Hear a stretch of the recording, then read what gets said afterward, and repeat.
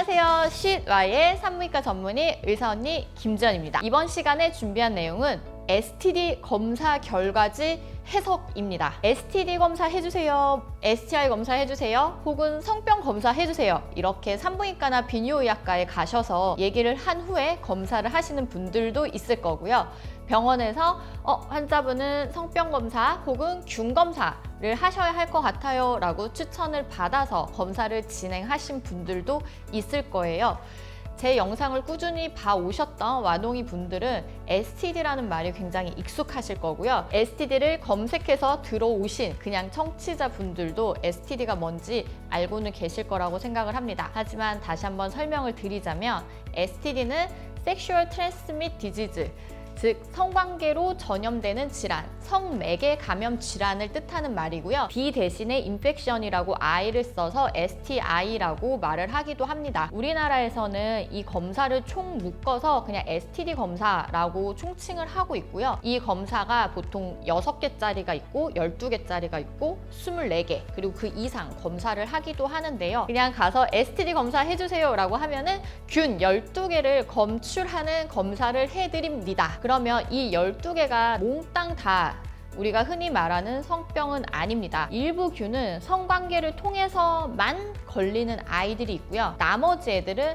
성관계가 아니어도 걸리는 애들이 있어요. 그러면 왜 성매개 질환에 넣어놨어? 왜냐하면 그냥도 걸리지만 성관계를 통해서도 왔다 갔다 할 수 있기 때문에 그냥 성매개 질환이라고 퉁쳐서 그냥 얘네를 다 넣은 거예요. 그래서 STD 검사라고 해서 몽땅 다 성병은 아니다, 균을 검사하는 거다 정도로 편안하게 생각을 하시면 될 것 같고요. 막 결과지 병원에서 문자가 왔는데 양성입니다 이러면 어떡해, 나 성병이야 막 이렇게 생각하지 않으셔도 된다라는 거죠. 그냥 이건 나라에서 정해놓은 검사 이름을 총칭해 놓은 말이다 라고 생각을 하시면 됩니다. 그래서 STD 검사를 보통 12개 정도 검사를 하시면 되고, 어떤 병원에 가시면은 뭐 한 24개, 31개 이렇게 꽤 많은 개수의 균까지 검사를 하실래요? 하고 물어보기도 하는데요. 이 12개를 제외한 나머지 균들은 비보험이에요.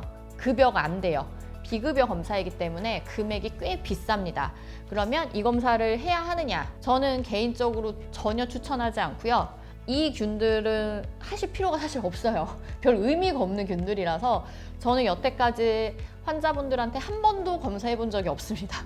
그냥 저는 12종에서 한 13종 정도까지 검사, 경우에 따라서 그냥 경과만 봐야 되는 경우에는 뭐 1종이나 6종 검사만 해서 한두 가지만 보는 경우가 있고요. 대부분의 경우는 12에서 13종 검사만 합니다. 그러면 이 12가지 얘는 뭐가 포함이 되어 있느냐, 딱 했을 때 양성이 나와서 복약을 하고 파트너도 반드시 치료를 해야 하는 일종의 성병이라고 하는 균은 클라미디아, 그리고 임질, 그리고 마이코플라즈마 제니탈리움, 그리고 트리코모나스, 그리고 다시 검사를 해야 하는 것은 아닌데 헤르페스 1, 헤르페스 2, 트레포네마 균입니다. 이건 매독이거든요. 그래서 이 균들은 일종의 성병이다 라고 생각을 하시면 되고요. 이 중에서 매독이랑 헤르페스 1, 2 같은 경우는 어차피 다른 경과를 보아야 되기 때문에 약을 먹고 재검을 하는 시스템은 아니고요. 헤르페스 같은 경우는 제가 또 좀 파고드는 영상을 다시 마련해 볼까 하는데 평생 함께 가야 하는, 관리해야 하는 병이죠. 완치는 없는. 매독 같은 경우도 다시 한번 확진 검사를 하여야 하기 때문에 조금은 다른 검사로 넘어가야 합니다. 하지만 클라미디아, 임질, 마이코플라즈마 제니탈리움, 그리고 트리코모나스 같은 이 4개의 균은 성관계로 옮겨지고 약을 먹으면 완치가 쉽게 되는 균들이기 때문에 꼭 약을 먹고 없어졌는지를 확인을 하면 저는 좀 개인적으로 좋다 생각을 하고, 권고사항은 아닙니다. 어쨌든 하고 나서 다시 성관계를 하시는 걸 추천을 드리고, 확실한 건 파트너는 무조건 치료를 해야 합니다. 파트너가 무증상이라 할지라도 이 4가지 균이 나한테서 검출이 됐고 파트너랑 성관계를 그 전에 했다. 그러면 이 파트너도 검사 여부와 상관없이 치료를 해야 해요. 그래서 꼭 남자친구나 여자친구를 병원에 데리고 가서 약을 먹이던가 아니면 파트너 약을 병원에서 비급여로 처방을 받으실 수가 있어요. 그래서 같이 처방을 받아서 먹이시면 됩니다. 그렇다면 이 12개 중에 이 4개만 그런 성병이고 헤르페스 빼고 매독을 뺀 나머지 애들은 그럼 무엇이냐? 가드넬라, 유레아 플라즈마 유랄리티쿰, 마이코플라즈마 호미니스, 유레아 플라즈마 파뷴. 얘네는 무엇이냐? 공생균입니다. 다들 갖고 있어요. 저도 갖고 있고 여기 계신 분 다 가지고 있고요. 그냥 남자 여자 다 갖고 있고 성경험 없는 사람도 가지고 있어요. 그러면 얘네가 왜 검출이 되느냐? 그냥 그때 컨디션이 얘들 좀 더 많았던 거예요. 누구나 다 이 네 가지 균은 가지고 있는 공생균이다, 정상균이다 라고 생각을 하시면 되고요. 이게 플러스가 나왔다고 해서 병이 아닙니다. 질염도 아니고 요도염도 아니에요. 그런데 얘네 4개가 나오면 막 난리가 나는 경우가 많아요. 이거를 산부인과에서는 뭐 공생균이라고 얘기하지만 비뇨의학과에서는 그렇게 치부하지 않는다. 우리는 이거를 성병이라고 본다. 그 좀 과가 달라서 그렇다. 이것은 남녀 모두 정상균이고요. 과에 따라서 다른 게 아니고 이거는 정확한 가이드라인이 나와 있습니다. 성매개질한 가이드라인이 있고요. 최근에 또 업데이트가 됐어요. 업데이트가 안 된 선생님들은 계속 성병이라고 합니다. 그러니까요.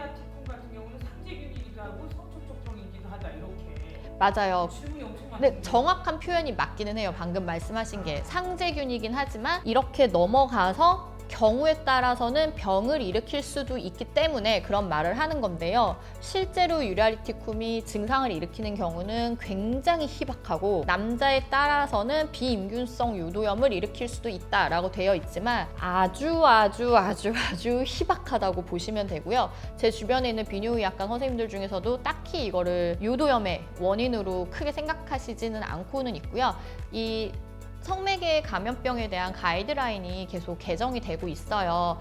이게 개정이 될 때마다 이런 유랄리티쿰이나 파뷴 같은 애들이 예전에는 좀 더 성매개 질환이었다면 그렇지 않고 공생균으로 더 해석해야 된다라는 쪽으로 계속 이렇게 가고 있어요. 그래서 저 같은 경우는 아예 그냥 치료를 안 하고 그냥 신경 쓰지 말아라 라고 얘기하는 쪽이 훨씬 더 많아요.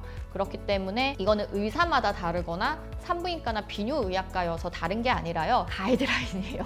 그러니까 그 가이드라인은 개인이 정한 게 아니고 단체 그 여러 교수님들, 여러 학자들이 다 같이 모여서 여러 가지 연구와 스터디들을 통해서 나온 내용들이기 때문에 업데이트된 내용이기 때문에 이 말이 가장 맞다라고 생각을 하시면 되고 그 의견을 따르시면 되고요. 정확하게 알고 치료를 하셨으면 좋겠어요. 그래서 이 말씀드린 이 4가지 아이들은 공생균이고 컨디션에 따라서 어떨 땐 양성, 어떨 땐 음성으로 검출이 되고요. 양성이다라고 해서 내가 이 병을 치료해야 한다는 걸 뜻하는 게 아니다라는 거를 아셨으면 좋겠고 약을 안 먹어도 며칠 후에 검사하면 그냥 음성이 나오는 경우가 대부분입니다. 그리고 약을 먹어도 그냥 양성이 유지가 되기도 해요. 그래서 그것은 내 컨디션에 따라서 다르다라는 것만 알고 계시면 되고 약을 꼭 드실 필요는 없다라는 거. 하지만 경우에 따라서 정말 병이 있는 경우에는 치료가 필요한 경우도 있다. 하지만 흔하지는 않아요. 요걸 꼭 아셨으면 좋겠습니다. 방금 말씀드렸던 이 4가지 균 중에서 아예 그냥 증상을 뭐 일으킬 일이 거의 없다. 이거는 뭐 거의 검사도 할 필요 없지 않냐라는 얘기까지 나오고 있는 균이 가장 대표적인 게 유레아 플라즈마 파뷴입니다. 그리고 그 다음이 마이코플라즈마 호미니스예요. 그리고 말씀드렸던 것처럼 유레아 플라즈마 유랄리티쿰은 경우에 따라선 성매개 질환으로 보고 증상이 있는 경우엔 치료를 해야 한다라고 말을 하고는 있지만 조금 더 그렇지 않은 쪽으로 가고 있다라는 거 알고 계시면 되고요. 가드넬라 같은 경우는 공생균이 맞아요. 남자도 있고 여자도 있는 균이 맞는데 이 아이는 할 얘기가 좀 많은 균이에요. 그래서 이 아이에 대해서 오늘 좀 얘기를 할 거고요. 나머지 하나가 칸디다 알비칸츠라는 곰팡이균입니다. 칸디다 알비칸츠는 약간 애매해요. 공생균이라고 하기에는 조금 몸에 좋지는 않고요. 공생균이 아니라고 하기에는 대부분의 사람들이 어느 정도는 가지고 있습니다. 이 칸디다 알비칸츠는 곰팡이균이거든요. 그래서 우리 예전에 질염계 좀비 해서 이 칸디다에 대해서 몇 편 다뤘던 적이 있거든요. 만성 칸디다를 일으키고 정말 계속 재발해서 아주 사람을 미치게 만드는 이 균이 바로 칸디다. 그래서 우리가 계속 걸려요, 계속 재발해요 라고 하는 균은 사실 이 칸디다밖에 없다 같다고 생각하시면 돼요. 그래서 나머지 균은 그런 균은 아니다라고 말씀을 드리고 싶고, 이 칸디다는 이전 영상을 한번 참고해 주시면 좋겠고요. 최근에 좀 업데이트된 내용들은 또 한번 준비를 해서 영상을 준비해 보도록 할게요. 오늘 의사 언니 한마디. STD에 포함되어 있는 공생균들은 버진한테서도 검출이 됩니다. 제발 성병이라는 그 생각에서 벗어나 주세요. 입니다.